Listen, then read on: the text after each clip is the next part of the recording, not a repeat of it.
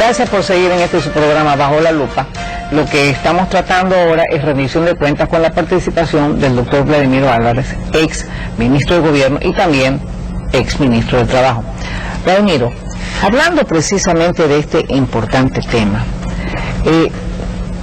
digamos, yo, independientemente de la parte legal, yo creo que un estadista debe de, si está haciendo las cosas bien, rendir esas cuentas hacia la ciudadanía para que vean las personas, porque lo están sintiendo, como pasa en la ciudad de Guayaquil, en el cual en realidad mejoramos nuestro nivel de vida, y a pesar de que hay muchos guayaquileños que ya no vivieron porque estaban muy pequeños, diría, los atracos de las alcaldías anteriores y además esta burdo, hueco, mugriento que era Guayaquil. Sin embargo, esa gente joven se da cuenta de que tiene que sentirse orgulloso de su ciudad como cualquier ciudad bien merecida en el mundo. Entonces, volviendo al tema de rendición de cuentas, las benditas sabatinas, las benditas exposiciones sabatinas, ¿son rendición de cuentas? Teóricamente, el presidente Correa, cada sábado en las cadenas radiales que emite, lee su agenda y dice lo que ha hecho día por día, hora por hora durante la semana, y pretende que eso se tenga como una rendición de cuentas. Lo que en realidad se hace en las cadenas sabatinas es hacer un recuento, un resumen de las actividades fundamentales que el presidente y su gobierno quieren hacer conocer como parte de su campaña comunicacional, publicitaria, ante el pueblo, pero de ninguna manera se establece con claridad cuáles son los logros para cada una de las necesidades que el pueblo ecuatoriano tiene diariamente y a las cuales se compromete todo gobierno satisfacer. En realidad, una rendición de cuentas cabal sería sobre la base del plan inicial de gobierno. En cada caso, exige la ley de elecciones y nuestra propia constitución que todo candidato a una opción de elección popular presente un plan de trabajo para el cargo al cual pretende llegar. Y la rendición de cuentas, Joyce, no es otra cosa y no debería ser otra cosa que la referencia a ese plan de trabajo que presentó, que se supone que es por el cual vota la gente elegido, y por el cual fue elegido. Pero en este caso específico, por ejemplo, todos los años, estos 2 últimos años, hemos visto que nos hemos inundado. O sea, el campo se ha inundado, se han perdido miles de hectáreas. Tenemos nosotros una fórmula para evitar esto, con la limpieza de los ríos, con la limpieza de los canales, bla, bla, bla. Y existen las instituciones para eso. ¿Tú cómo calificarías ese tema? Porque el año pasado lo vivimos, ¿verdad? Ya se tenía que haber nuevamente aprendido de que eso no es que ha sido un evento natural ajeno a lo que sucede, sino que es un invierno como los que normalmente nosotros hemos tenido en la costa. ¿Cómo tú, qué calificarías en esta rendición de cuentas en ese tema? Todos los años, desde hace décadas, yo diría, desde que tenemos memoria histórica en el país, cada vez que llega un invierno, o hay exceso de agua, o hay menos agua de la que se esperaba. Y cuando hay exceso de agua, siempre ocurren estos siniestros, estas inundaciones, estos desbordamientos, esta pérdida de miles de hectáreas de cultivos, de cosechas frustradas.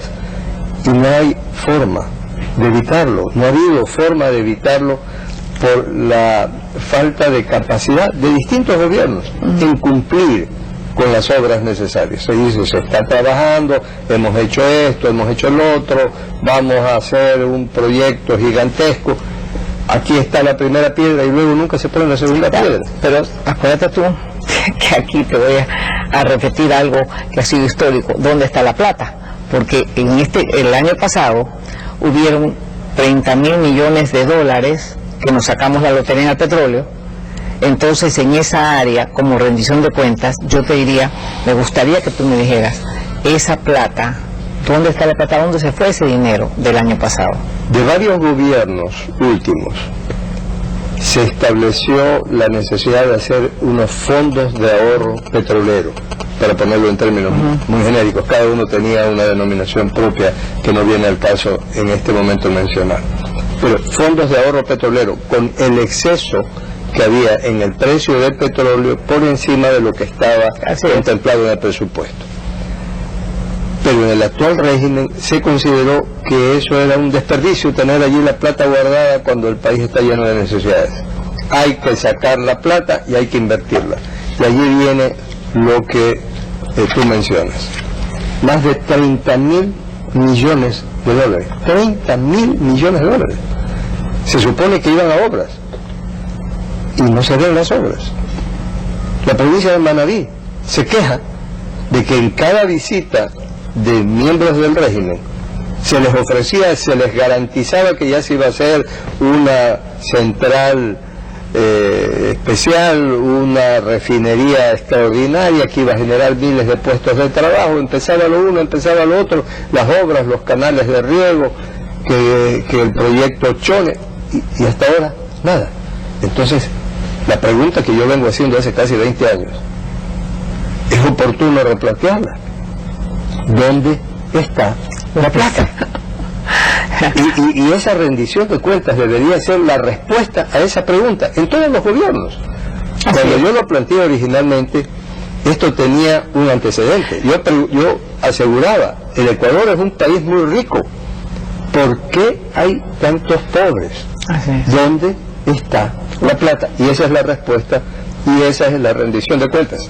Y alguien, algún momento, a esa pregunta le hizo un añadido: ahí te quiero ver.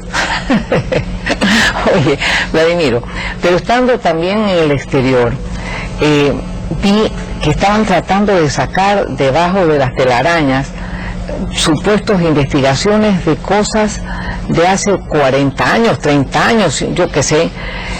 ¿Tú no crees que eso es como para despistar a la gente y seguir con el circo y realmente no apuntarle a las cosas que son fundamentales?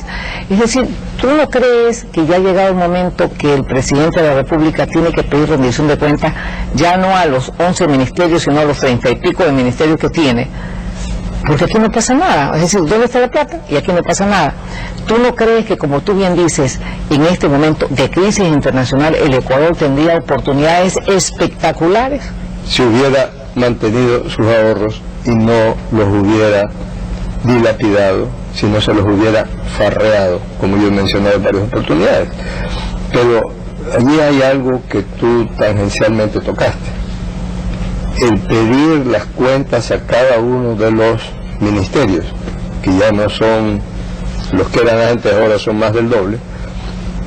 Pero hay una política bolivariana que se va extendiendo en América Latina como la espada de Bolívar, dicen, ¿no? Que es echarle la culpa de todo a los demás. Y entonces el presidente Chávez nunca tiene la culpa de nada. La culpa es de sus opositores, la culpa es de sus malos ministros, la culpa es del imperio y de quienes manejan el imperio, o en Norteamérica, o en Europa, o en cualquier parte del mundo. Precisamente se hablaba aquí de soberanía, pero ahora en el exterior se está viendo que el libreto es el mismo: Venezuela, Ecuador, Bolivia y Nicaragua.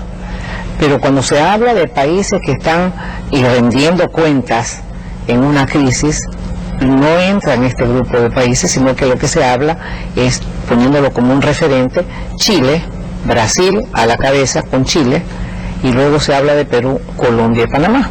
Y sobre todo poniéndolo a la cabeza Panamá, como que es el deber cumplido y la rendición de cuentas. Entonces, en estos últimos minutos de este bloque, quisiera que dijeras cuál sería tu receta para que la rendición de cuentas ya sea positiva.